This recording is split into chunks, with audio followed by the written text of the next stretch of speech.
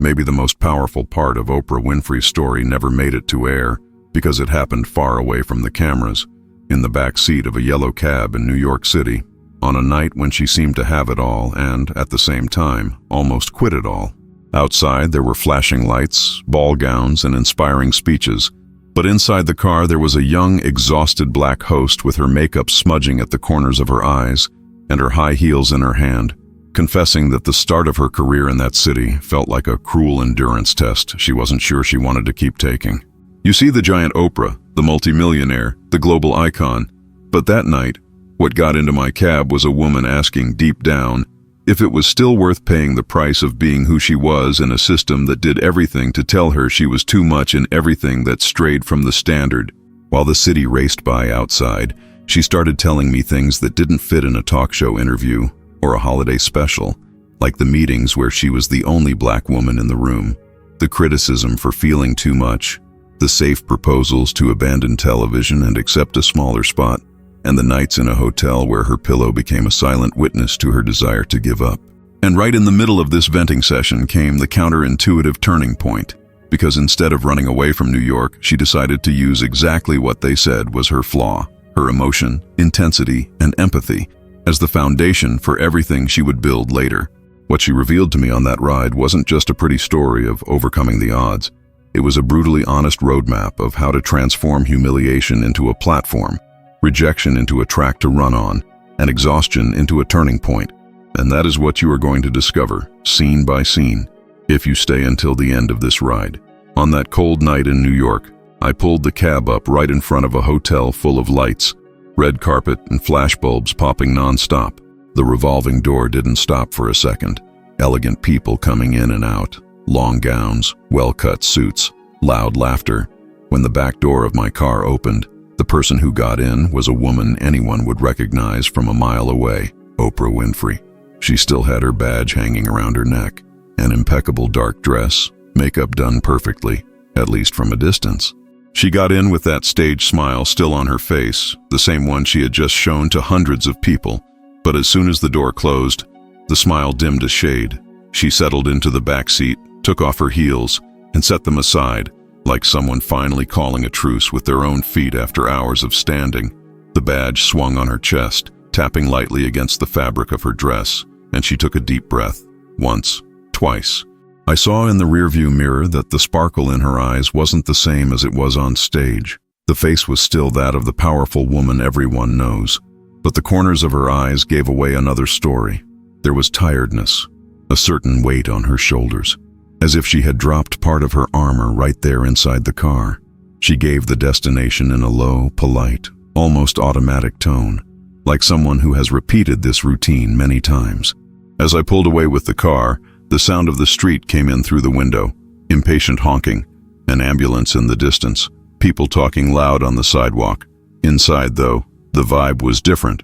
Oprah stayed silent for a few seconds, looking out the foggy window, watching the colorful Manhattan signs pass by like streaks of light. Her right hand held the strap of her purse firmly. Her left rested on her knee, but her fingers tapped lightly, in a restless rhythm. On the outside, she looked like just another celebrity going back to the hotel after a gala event. Inside that car, you could tell it was a woman trying to hold on to too many things at once. I had already seen plenty of famous people get in and out of my cab, but there was something different that night. It wasn't the glamour. It wasn't her name. It wasn't the discreet jewelry or the expensive dress. It was the contrast.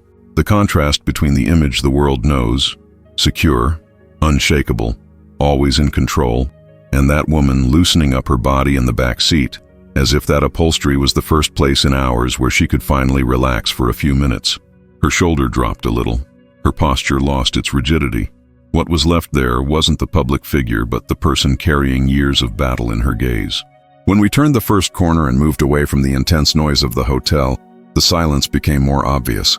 And often, it is in this interval between the stage and the hotel room, between the applause and the solitude, that the truths decide to show up. Oprah stayed quiet for a few more moments, as if she were testing the weight of that new silence. And it was there, with the city passing by outside and the glass starting to fog up because of the heat inside the car, that I realized that night wouldn't be just another ride. She was about to take off the shoes of her soul too, and start talking about things that don't fit in any event speech. For the first few blocks, nobody said anything. Just the sound of tires cutting through the wet asphalt and the windshield wiper going back and forth in an almost hypnotic rhythm. Oprah kept her face turned toward the window, following the lights of the buildings as if she were looking for something out there. Every now and then, her reflection appeared in the glass, the perfect makeup starting to give way at the corner of her eyes, her lipstick a little worn, her look carrying a story that wasn't written in any script. Her breathing slowed down, as if she were preparing to cross an internal tunnel that had nothing to do with that night's traffic. Suddenly, without me asking anything, she spoke. It wasn't a pretty speech. It wasn't a catchphrase. It was almost a thought that escaped her mouth. "Funny," she said, still looking out. "Every time I come back to New York, I remember the first time I arrived here." The voice came out lower than the one the public knows, without projection, without performance. I was very young. I came with a head full of big ideas, thinking that working hard was enough to make things happen. She let out a short smile, without showing teeth. "Right in the first week, I heard from a boss, 'This city is an endurance test. Whoever can't handle it, gets out.'" She adjusted her coat on her shoulders, as if trying to protect herself not from the cold, but from the memories. "And it wasn't a generic message," she continued. "It had a specific address. It was for me."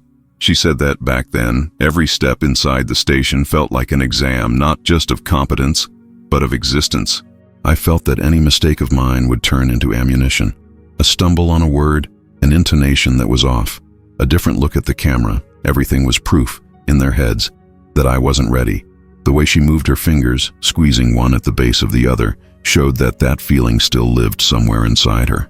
As the cab moved along the avenue full of signs, Oprah added, "They said there was no room for error here. But I knew, deep down, that for people like me, there was even less room." She didn't need to finish the sentence.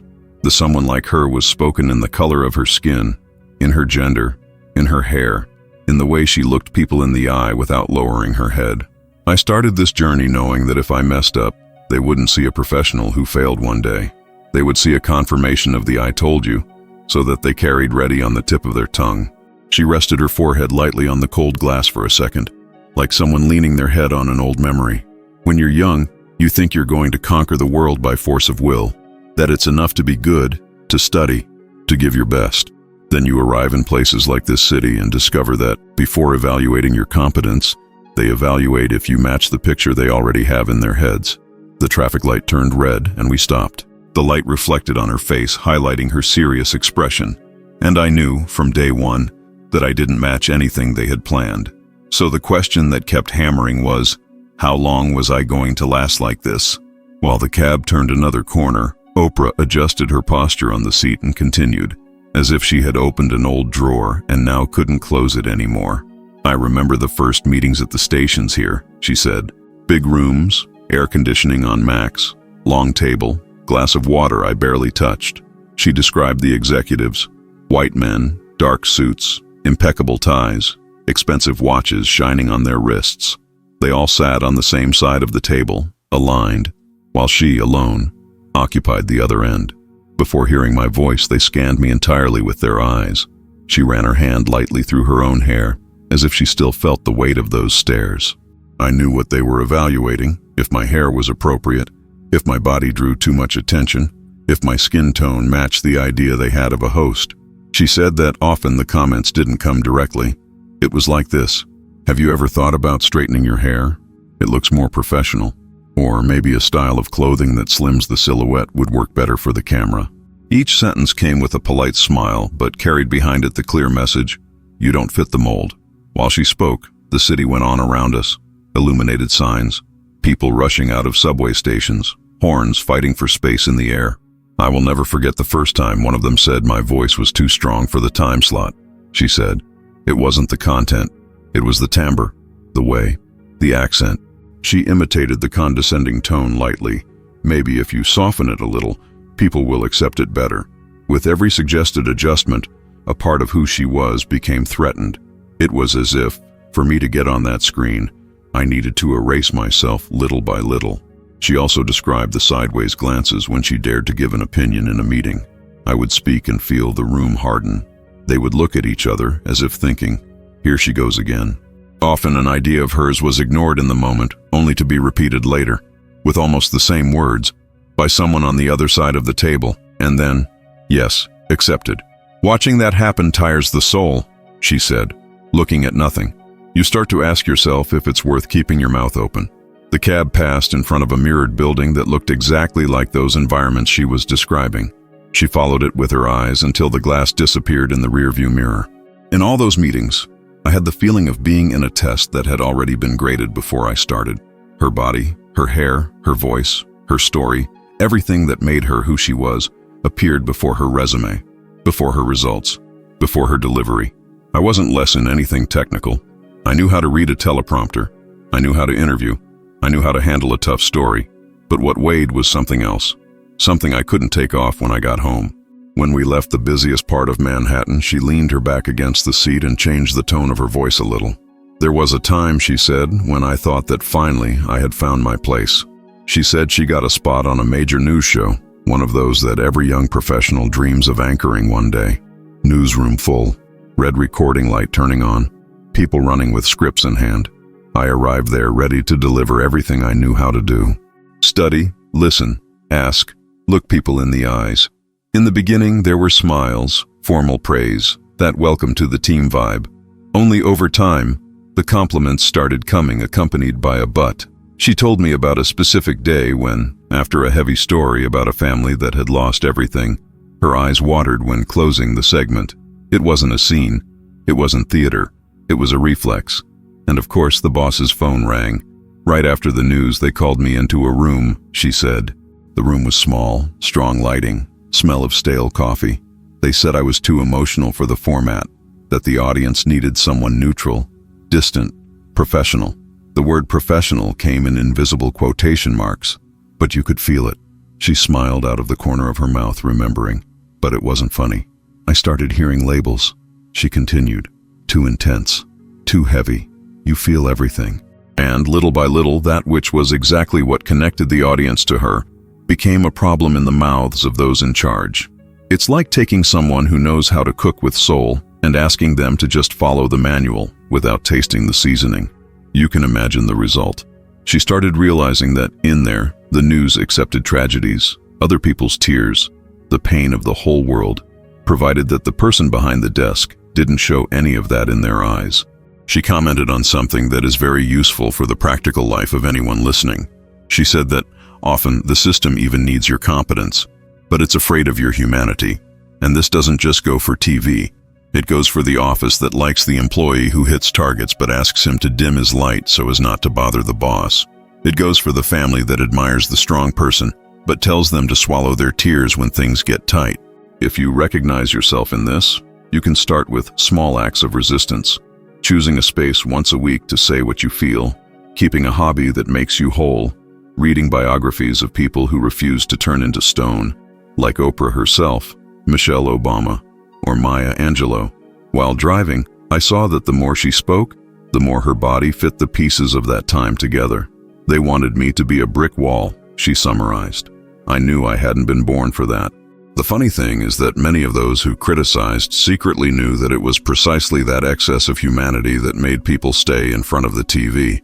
But the fear of what strays from the standard usually speaks louder, and in that cab, it was as if she were revisiting the crossroads where she needed to decide, become the cold anchor they expected, or keep being the woman who feels, risking paying the price for it. And what came after that choice was even more challenging. While we were crossing a long avenue, full of traffic lights in sequence, she stayed quiet for a few seconds, just listening to the noise of the engine and the hurried horns. Afterward, she adjusted her purse on her lap and let out a sentence that came heavy, as if it had been stored for years. There was a time when they decided to take me off the front of the cameras. Her voice came out firm, but deeper. She started to describe that day. They called her into a room, showed numbers, talked about strategic adjustments, used pretty words to say the obvious. They didn't want her in the spotlight anymore. They didn't say it was punishment, but the whole vibe made that clear. She said that, instead of the main desk, they offered a smaller function, almost invisible. No opening the news, no important interviews. It was as if they had taken someone who was center stage and pushed them to the back, near the wings. I walked out of that room standing straight, she said, but my legs felt heavy like every step was in quicksand. While she spoke, her eyes followed the facades of the buildings as if they were looking for herself in that past. Self-esteem, she explained, doesn't collapse all at once. It gets taken apart in small cracks, a change of function here, a sideways glance there, a compliment with hidden poison. She described something that a lot of people feel and can't name, the sensation of being an experiment that didn't work out. It was as if they had thought, let's see if a woman like her works in this place. And at the first sign of discomfort, they decided the experiment was over. This doesn't happen only in television. It happens with the woman who becomes a test drive for leadership in the company and goes back to her old desk when she starts to bother people. With the black professional who is called to represent diversity and then gets isolated when bringing real opinions. If you have ever felt like this, it is not weakness to acknowledge it. It is the first step to not accepting this label as the truth about who you are. At a certain moment, she commented that, in that phase, she seriously thought about going back home and starting another career. I was looking at tickets, looking at job ads in completely different fields, she said. It seemed easier to turn the page than to keep taking a beating in the same place. And that is where a lot of people skid. They confuse a hostile environment with a sign that they weren't born for that. One thing that helps, in practice, is separating what is your incompetence from what is the system's resistance. Making an honest list of the results you have already generated, asking for feedback from reliable people, studying stories of those who faced something similar. Career backstage books, deep interviews, sincere biographies are powerful tools at this time. I, as a driver seeing so many people get in and out of that car with that same look of, maybe this isn't for me, learned one thing that is worth gold. When you start to see yourself as a glitch in the system, any offer of a smaller place seems like a favor. Oprah spoke of the desire to disappear, to start over somewhere else, but there was something in the way she gestured, firmly, that showed there was still a burning ember inside. And it is precisely when a person is at this limit, between accepting the little corner they gave them or refusing to fit in a small box, that the next conversations, the next people, and the next days gain a different weight. And that was when she started talking about the other side of this story. While the cab followed along the avenue, she straightened her body a little, like someone preparing to move a heavy box. "Do you know what the real weight was?" she said. "It wasn't just the work. It was walking into every room knowing I was the only black woman in there."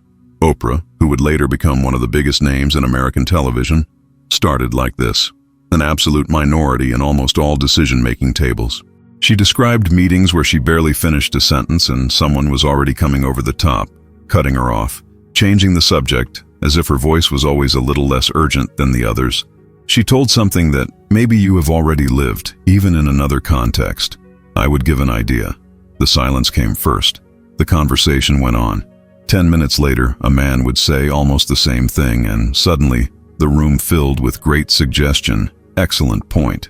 It wasn't exaggeration, it was repetition. Repetition wears you down. It is like trying to plug a device into the outlet and someone pulls the cord every time, right when the energy was going to pass. If this happens to you at work, a practical attitude is to start documenting, send emails with proposals, record dates, involve witnesses who respect you. It doesn't change everything at once, but it prevents them from erasing your trail so easily. She also spoke of the so-called innocent jokes. Comments about the way of speaking, the place she came from, her body.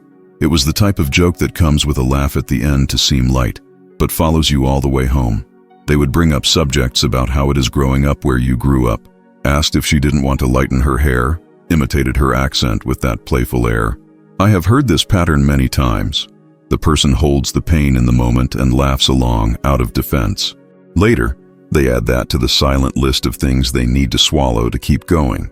And if no one from the outside says this is heavy, we start to think the problem is too much sensitivity, not disrespect. While she spoke, I saw through the window groups of people leaving offices, each one with their own invisible struggle.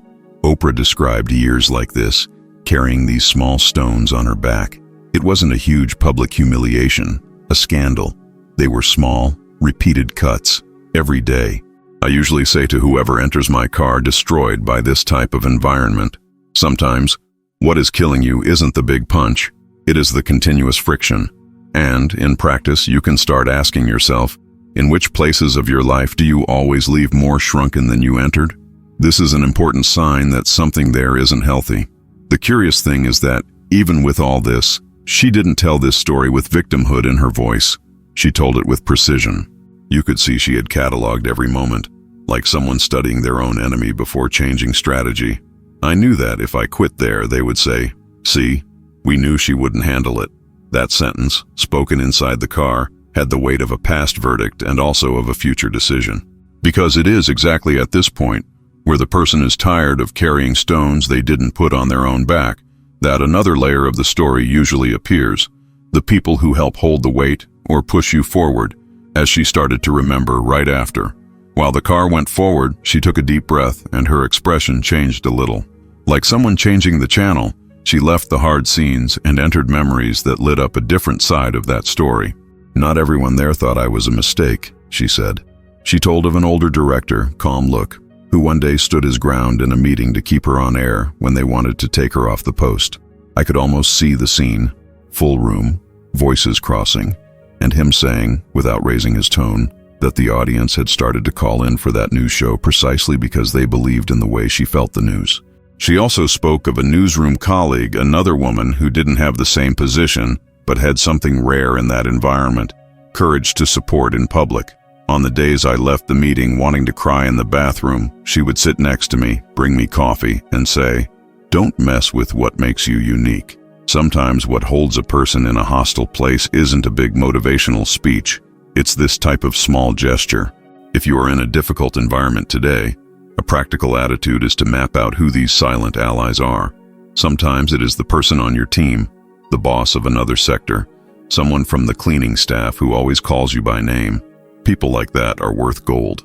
Oprah commented that when the program started to go on air, something began to burst the bubble. The letters. Letters from common people, from simple neighborhoods, people who worked all day and stopped in front of the television at night. A lot of people wrote saying, "I never saw someone on TV react the way I react here at home." Some letters came with tears marked on the paper, others with stories of loss, of starting over, of abuse, of hope. She kept many of them in boxes, as physical proof that the so-called too much emotion had a specific address. When you doubt yourself, it is worth creating your own archive of evidence. Messages from clients, screenshots of praise, reminders of the results you have already delivered. She described a specific episode, a tough news segment, with an interview about violence, in which she got emotional hearing the victim speak. The next day, management commented again that broke the format. But on the same morning, a stack of letters arrived thanking her for the way she conducted the conversation. It was a fight between the reaction of the conference room and the reaction of the real world, she said. And this happens in various areas. The internal bubble says you are exaggerating, while those on the outside finally feel represented. That is why it is so important not to lean only on the opinion of those upstairs. Listen also to those who consume what you do. While I drove, I saw that, remembering these people, the director who backed her, the colleague who supported, the audience that responded, her posture changed. Her shoulders, which weighed heavy before, seemed to gain a little more firmness. If only they had existed, maybe it wouldn't have been enough, she said.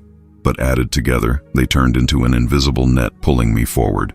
And that is where the story starts to turn towards something else, not just survival, but the construction of a space of one's own, where that emotion, that intensity, and that way of seeing the world stop being a problem and start becoming a signature.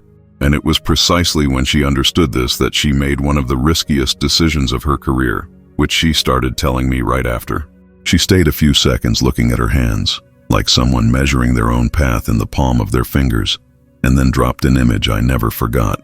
"Do you know what my feeling was in the beginning?" she said. "It was as if I had been invited to sit at the table of someone very important." She said she arrived in the newsrooms, in the studios, like someone entering a fancy dining room. Everything already decided, everything ready, silent rules in the air. I sat on the edge of the chair, afraid of knocking over a glass, speaking softly, laughing with restraint, trying not to bother anyone. Maybe you have already felt like this in some job, relationship, or social group, she continued. And when you see yourself as a guest, you live in fear of being sent away at any moment. She explained that, for a long time, she accepted crumbs as if they were a banquet, a little bit of space on the agenda, a smaller segment, a thankless time slot. I adapted to their menu. If they wanted a colder tone, I tried to freeze. If they wanted less emotion, I cut it in half. And every concession like that took something away from me. This goes for anyone in a company, family, church, any environment. When you only think about not getting kicked off the table, you forget to ask if that table really serves what you need. While the cab stopped at a light, she turned her face in my direction and said, "Over time, I understood that maybe my role wasn't just to get a seat at that table, but to build a new table." And she wasn't speaking in theory. Later, that was exactly what she did, creating her own talk show format, where depth, emotion, and vulnerability were the center, and not a problem to be hidden. Deep down, this turnaround applies to anyone who feels like they live asking permission to exist. Sometimes, the next step isn't to fight for a chair, it is to set up a whole room with other rules. I usually tell those who enter my cab feeling like just a guest in their own life, start small, but start your table. It can be a side project, a content channel, a product of your own, a community, a more serious study about something that moves you. If you are a nurse and feel no one listens to your ideas, maybe it is time to start a health education group in the neighborhood, or a profile that explains, in simple language, things you see every day. If you are a teacher swallowed by rigid rules, who knows, an independent book club, an online course with your vibe. They are smaller tables in the beginning, yes, but they are yours. While she spoke, you could tell that analogy wasn't just pretty, it was the fruit of a lot of hard knocks. The day I stopped walking in apologizing and started walking in offering what I truly had, a lot of things changed. Not always easier, but more honest. This change of posture doesn't mean turning your back on everyone suddenly. It means often negotiating from another place. Instead of "can I please," it is "this is how I work. This is what I deliver. This is what works for my audience." And when someone with her story says that, it is not a catchphrase. It is a roadmap for whoever is listening inside a cab, or right there on the other side, thinking if it is still worth insisting on a place where they never feel at home. And it was precisely at this crossroads that she started to remember the moment she almost accepted a safe plan B, but that would have erased a good part of this table she was building. She adjusted her head on the headrest and spoke like someone returning to an old bedroom. "There was a time, right here in New York, when I almost left television for good. The city was passing outside, but for a few moments, she was in another time." She said she had received a safe proposal, a well-paid position in a corporate area. No camera, no stage, no exposure. It was stability, benefits, health plan, everything right. And as a bonus, I stopped being a problem for a lot of people. The word safe came loaded with irony, as if she herself doubted that type of safety. She described the scene with details. "I went up to the hotel room with the contract in my briefcase. I left it on the nightstand, right next to the bed. Yellowish light, thick carpet, air conditioning blowing colder than needed. I sat on the edge of the bed, took off my shoes, stood looking at the paper as if it were a get-out-of-jail-free card." It is curious how, in practice, a plan B sometimes seems like relief and a sentence at the same time. A lot of people get in my cab talking about proposals like that. Less pressure, more predictability, and a huge silence when I ask if that has to do with what the person was born to do. She said she tried to sleep that night, but sleep wouldn't come. I turned off the lamp, and when I closed my eyes, I saw the studio, the crew, the audience. I turned on the light again, looked at the contract. At some point, she lay on her side, staring at the wall with tears coming without sound. I didn't cry because Plan B was bad. I cried because I felt that, if I signed, it wasn't going to be my choice. It was going to be a resignation letter written by fear. And that goes for a lot of situations in life, marriage, career, city. The difference between changing paths by decision or by escape makes all the difference in the way we walk afterward. While she spoke, I thought about how many people change routes just to stop the hurting, and not because they saw something better. Oprah commented that, in the early hours of that morning, she started to do a kind of internal inventory. I listed what television had already given me, and what it could still give to me and to other people. She remembered the stories that only appeared because she was there telling them, the letters, the tough interviews, and she also remembered the reason that brought her in front of the cameras, to give space to voices that were never heard. When you see yourself on the edge of a plan B, A simple and powerful practice is this. Write down, by hand even, what you still haven't tried in Plan A, for real, with everything you have. In the end, she said she got out of bed, picked up the contract, read it one more time, and put it back in the briefcase, without signing. I didn't have any guarantee that it was going to work out if I stayed. I just had the certainty that I was going to betray myself if I left that way. She laughed lightly, remembering the next morning. I went down to breakfast with puffy eyes, but with my foot planted on one side of the crossroads. And it was there that this story took a definitive turn. Because, starting from that silent no to Plan B, she started to make some moves that would change everything. She accepted a show nobody wanted, messed with the format, put the so-called too much emotion in the center of the proposal, and while the cab advanced, she started to enter this chapter, which explained how the near quit became the embryo of the most powerful phase of her career. Oprah said that after that sleepless night with the Plan B contract on the table, she didn't leave television, she did the opposite. She decided to double down. Instead of fighting for the same old places, she accepted a show nobody wanted much, with less status, but more freedom of format. It was a less prime-time slot, simpler structure, but it came with something that, for her, was worth more than any fancy title: space to experiment. She told me that, in this new show, she started messing with everything they said wasn't good for ratings. Instead of cold interviews, she brought long conversations, heart to heart, where people spoke of pain, shame, starting over. Instead of just hard news, she opened segments about family, forgiveness, faith, traumas that nobody commented on in the dining room, but everyone carried hidden in their chest. The crew found it strange in the beginning. Some execs turned up their noses, but something different happened. Whoever watched didn't change the channel easily. She remembered how the entire production was learning to deal with silence, with crying, with pauses. In the beginning, they wanted to cut all that in editing, she said. They said the audience got distracted. But when the numbers started showing that people stayed until the end precisely in those parts, the conversation changed. The letters increased. People stopped her on the street to thank her for telling stories that looked like theirs.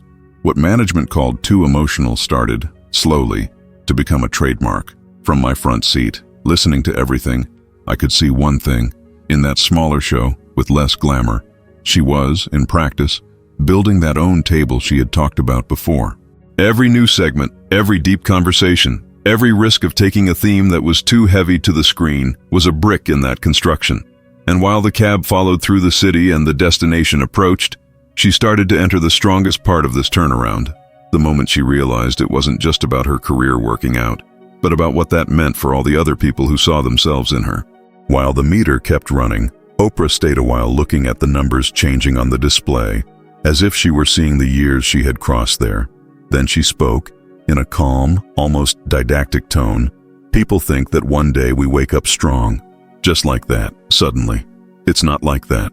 She explained that the strength the world sees in her today wasn't born from a magical moment, but from many small situations where she had to choose between shrinking or using the pain as fuel. And she reinforced, it wasn't a lack of fear. It was a repeated decision, day after day, in a scenario that wasn't exactly rooting for her.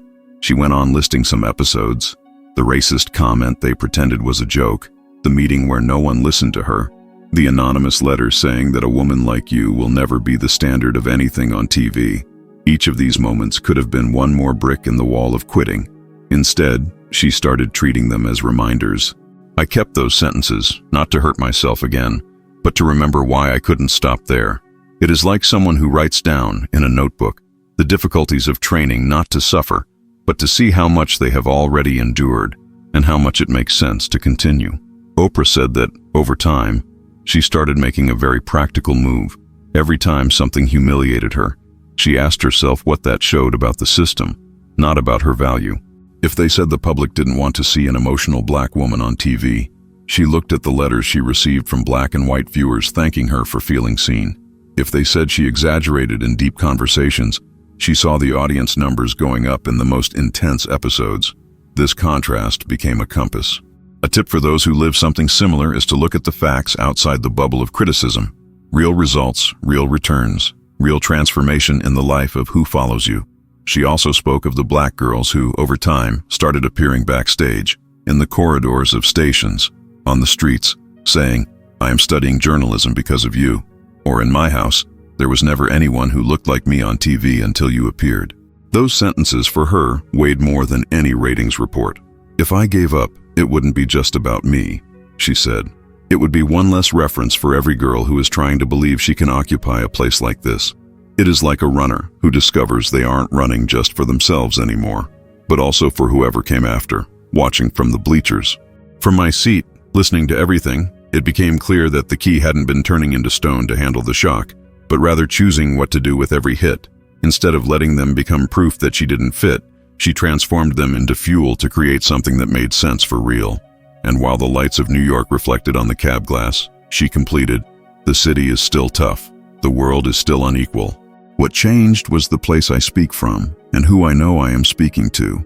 And it was exactly there, with that certainty newly organized inside her, that we got close to the destination, and she pulled one last thread of this story, closing the conversation in a way that echoes to this day when I remember that ride.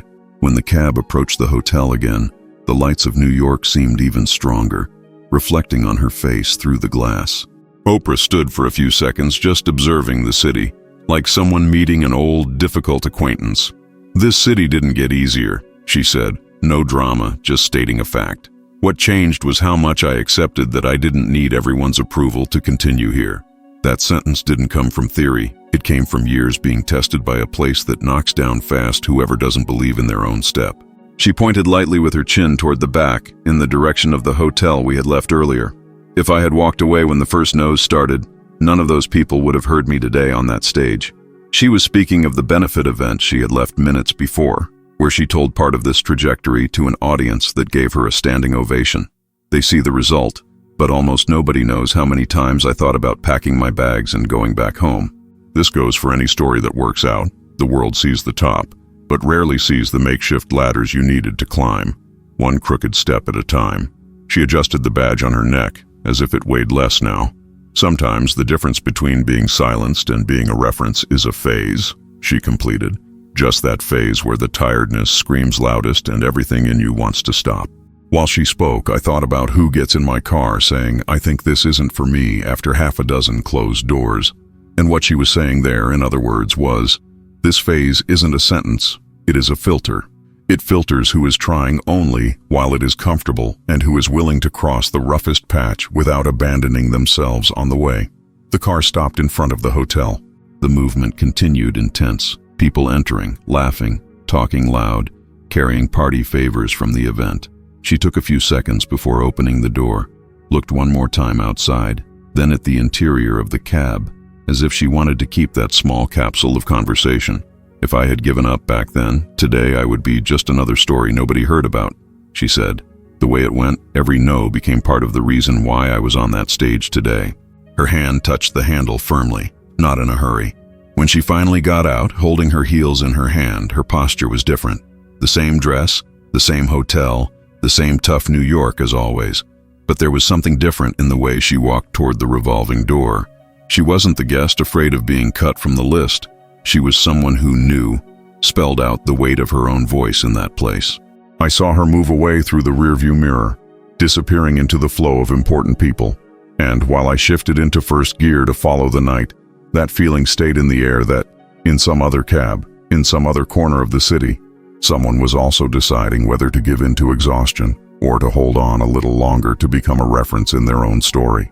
How many times have you gotten out of your own cab like Oprah that night in New York with the makeup of your courage smudging, tiredness hanging on your shoulders, and the feeling that maybe the problem is you and not the system around you? Instead of filing this story away as just another hard day, try doing what she did. Transform every humiliation into data. Every you are too much into proof that there is a space that hasn't been built yet, but that can carry your signature.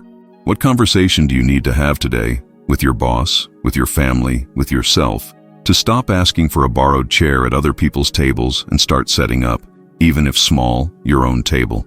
And what concrete step fits in your day tomorrow? Sending an email taking a stand, taking a project off paper that is totally you, seeking references from those who have already crossed a similar path and refuse to accept Plan B as a sentence? Now the ball is in your court. This story didn't come all the way here to become just late-night entertainment. It is a direct invitation for you to look at your taxi rides, those intimate moments when you think about quitting, and choose to use the tiredness as a turning point, not as a period at the end of the sentence. What part of Oprah's trajectory poked at your own the most? In which area of your life are you seeing yourself as a guest, when actually you already have everything to be the owner of the table? Answer these questions with action, not just with thought. And if you want to stay surrounded by deep, applicable stories full of turnarounds like this one, subscribe to the channel, turn on notifications, and stick around. The next conversation might be exactly the nudge you were waiting for to not abandon your own voice.